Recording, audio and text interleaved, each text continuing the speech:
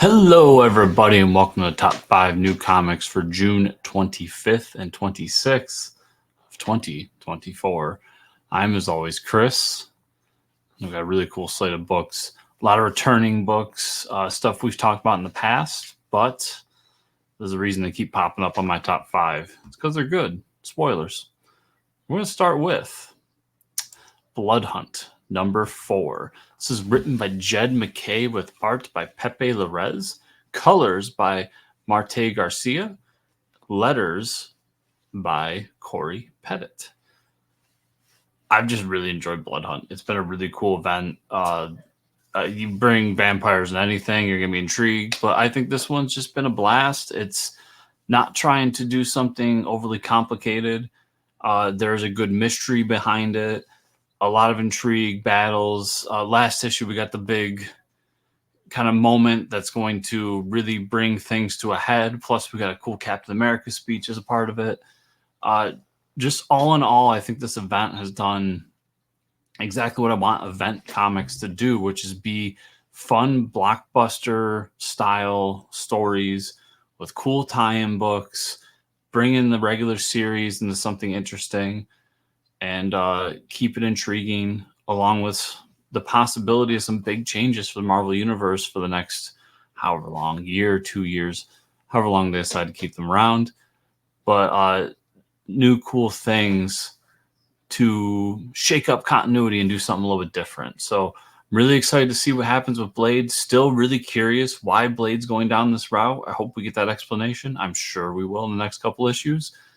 But all in all, this has just been a fantastic event for Marvel. And in a sea of really good events over the past couple of years, this one is no different. Like, I've just so enjoyed what they're doing with this story. So, yeah, Blood Hunt. Everybody should be checking it out. It's a blast.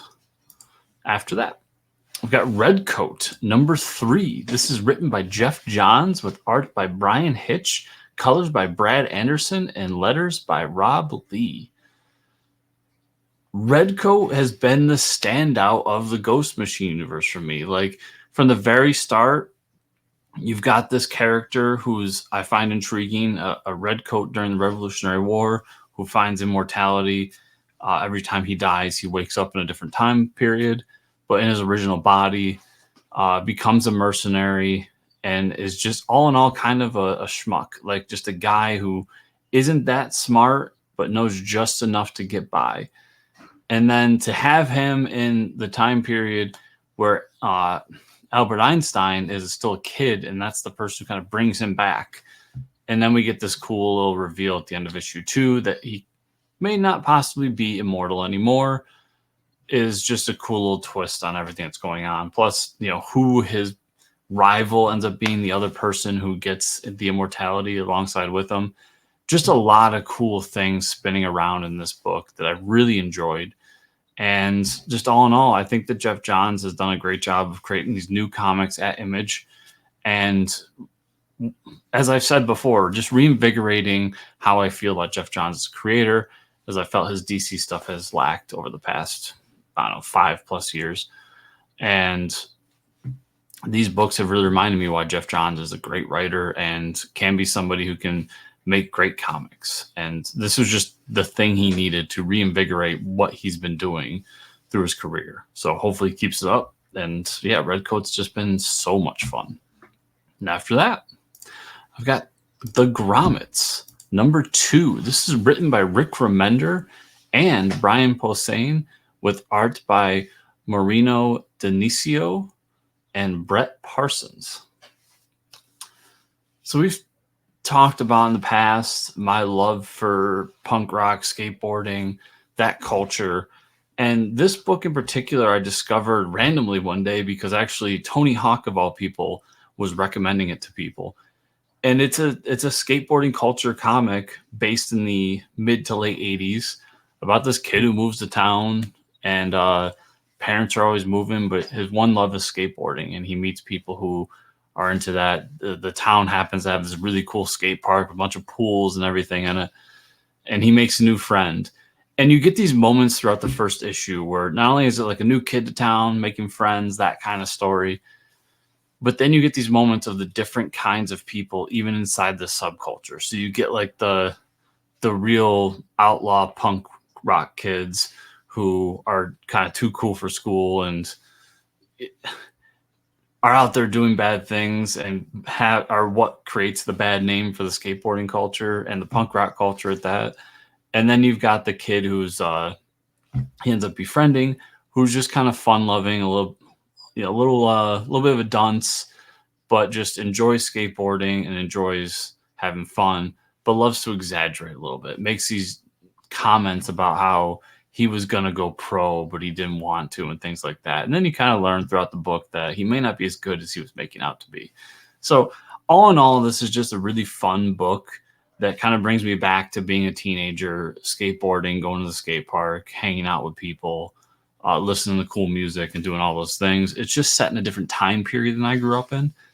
But it's all stuff that if you've watched movies like Lords of Dogtown or followed early skateboarding careers, people like Tony Hawk, for instance, there's a lot of things in here that'll bring back those memories for you. And I really like that first issue, and I'm super excited to get into the series even further.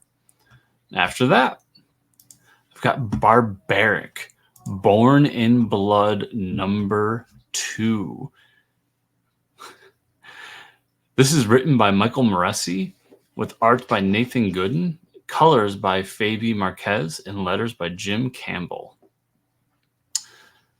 Barbaric's been one of those series that every time it launches a new volume, I am so there.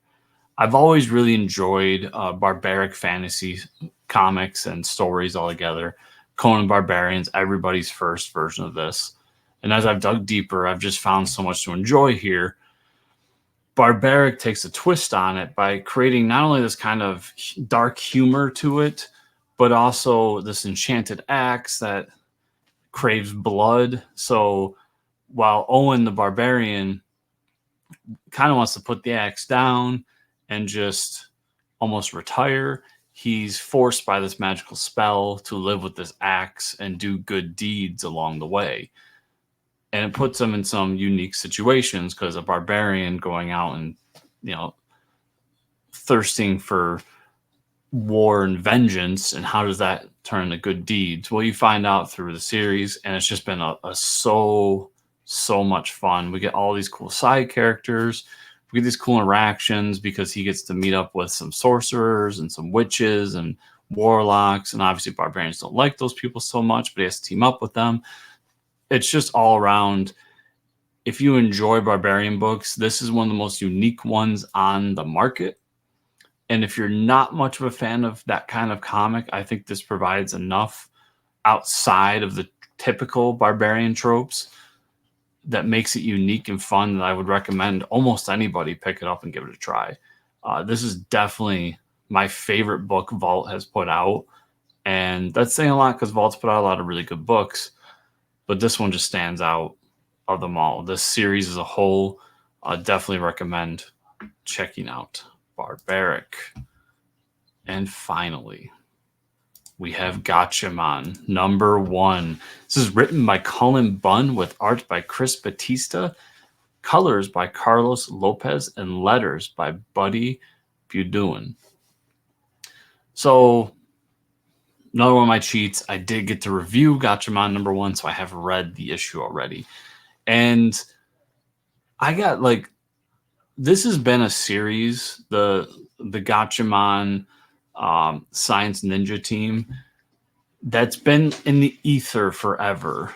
I'm not a huge anime fan, but I am a big manga fan, so I was always looking for the manga of Gatchaman just to find out there isn't one, I guess.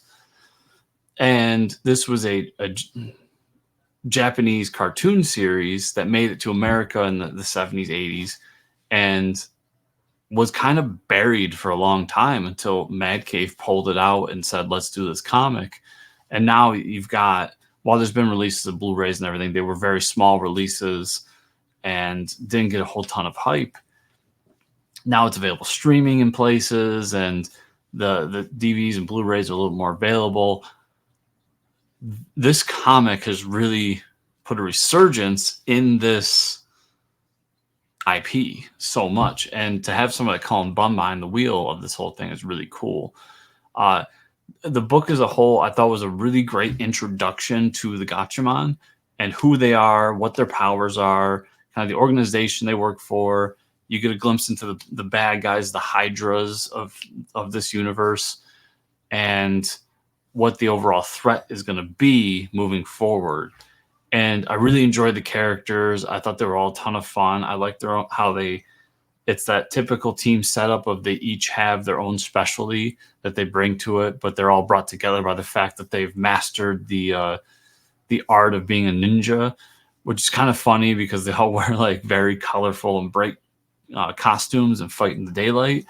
So you don't think of that as much as being ninja stuff, but it's all just fun, goofy adventure, superhero adjacent kind of stuff. And I really think that MacKay will have a book here that is worth people checking out as a whole. And I'm really excited to get this. They also have the Ken one-shot coming out alongside of it. So you get 2 Gatchaman books at the same time to jump into this universe and really see what it's all about. I am super excited for everybody to see it finally. And as this video drops, you can actually read my full review on my Substack, chriscomicscorner.substack.com, for more information about it. But yeah, overall, just Gatchaman was a really fun first issue. I'm really excited for this series as a whole. And I'm sure that number 2 will be on this list next month when it comes out. So everybody should definitely be looking forward to Gatchaman number 1. Thank you all so much for watching this week. Remember, if you want to support this show or the YouTube channel as a whole, you can first like, subscribe, and share on this video. Subscribe to the YouTube channel as a whole. And check out the other videos we have, all the great interviews we're doing with different creators, the Fortune Comic News podcast that we do every week. You can get here on YouTube or on a podcatcher of your choice. That also includes the interviews we do with those creators. That show is a ton of fun, and I hope more of you check it out. And as I mentioned before, my Substack, chriscomicscorner.substack.com, not only am I reviewing comics over there, we're doing the retro reread series. We're finishing up the Just Imagine Stan Lee created the DC Universe series, which has been a ton of fun. And then I do my weekly crowdfunding spotlight series on there as well, where we spotlight one Kickstarter, Zoop, Indiegogo comic that I think is worth your attention or looking at. Or at least is one that I have enjoyed in the past and I think should continue to get support.